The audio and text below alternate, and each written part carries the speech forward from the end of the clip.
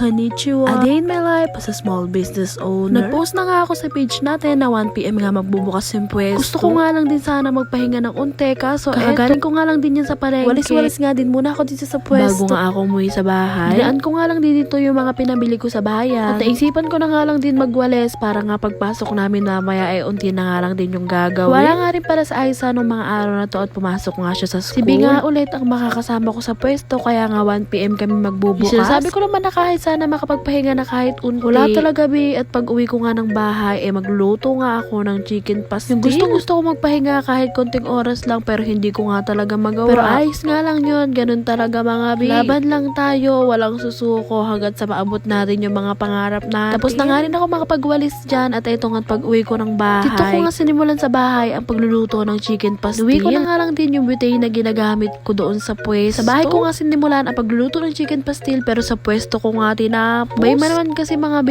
tinanghali na nga talaga 1pm nga ang bukas ng pwesto. Ang kaso nga lang 1pm na kami mahigit dumating dito. Syempre marami pang kailangan gawin, kailangan pa magsaing, at kailangan ko pa nga i-finish ang pagluluto ko ng pastil. Hindi pa nga rin kami totally okay dyan, at marami na nga rin bumili sa amin. Sobrang dami nga naming customer ng mga araw na to mga B, sunod-sunod talaga, at hindi na nga lang din ako makapag-video. Kasi ba naman hindi ko na talaga alam yung gagawin namin, at dalawa nga lang din kami ni B dito. Buti na lang talaga, ayan nga sa Ate Irish. Lumibot nga sa Ate Irish dito sa pwesto, nakita niya nga marami kaming customer, tinulungan niya nga din kami. Shout out nga kay Ate Irish Antonio, thank you so much talaga sa'yo ate ko. Abay, nagsabay-sabay nga talaga yung mga customer namin ng mga araw na to. At meron pa nga rin kaming customer na dideliveran. Tumanggap nga rin kasi kami ng delivery. At akala nga din namin konti lang yung magiging customer namin. At ayun na nga mga B, hanggang sa nagdatingan na talaga yung mga customer namin. At hindi talaga namin maharap i-deliver yung dideliveran nga namin. Sobra talaga, tingnan nyo nga itong kitchen namin para na nga talagang binago. Pero aayusin nga rin namin ulit yun kapag humupa na nga yung mga customer. Dito nga may nag-order sa akin ng 2 chicken pastil with egg at 1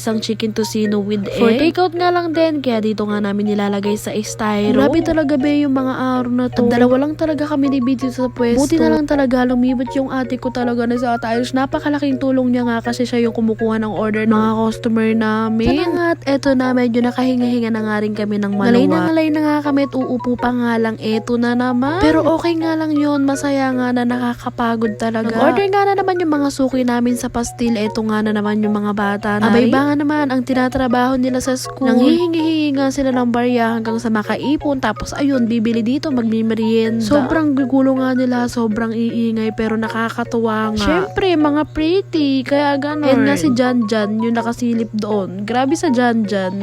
Abay, ayaw nga nila na kunin yung chicken pastil nila dyan, at wala nga daw repolyo. Wait nga lang mga B, hindi kasi alam ni B na gusto nyo ng repolyo. Kasi yung nagtatakal ng pastil, at si B nga yung naglalagay ng onion leeks at fried garlic sa ibabaw. At oo, ayan nga mga B, kinuha nyo na nga nila yung repolyo dyan, at sila na nga mismo yung naglagay sa pagkain nila. Ay talaga naman, tapos nakakamay nga ulit sila kumain, nang hingi nga ulit sila ng gloves sa amin. Habang naglalagay nga sila ng repolyo doon, eto nga na naman may pa-order nga tayo, 5 chicken pastil. Grabe talaga yung chicken pastil na to, magdadagdag na naman ba ako? Ayan nga sila, nadagdagan nga na naman sila, 6 lang talaga sila kumakain dito. Sana pagbalik nyo, puno na nga itong pwesto. Humayo kayo at magpakarami mga anak. Eto nga na naman ang pastil natin. Pastil. 4 na naman na pastil. Aba, grabe yung kanin, umuusok-usok pa nga dyan kasi kakasaing nga lang na naman. Abay ba naman, nakakatatlong saing kami kada araw mga B. Puno din yung kaldero. Grabe, thank you Lord talaga so much. So for thank you din sa mga customer namin na binabalik-balikan kami B. Hindi ako magsasawang magpasalamat sa inyo. Kasi ba naman, hindi kayo nagsasawang bumili dito sa pwesto. Maaga nga rin kami nagsara ni Bijan para maaga nga rin kami makapagpahinga. Abay B, napakasakit talaga ng likod ko. Sige na, hanggang dito na lang ulit. Thank you so much po sa inyong lahat. Ingat po kayo palagi.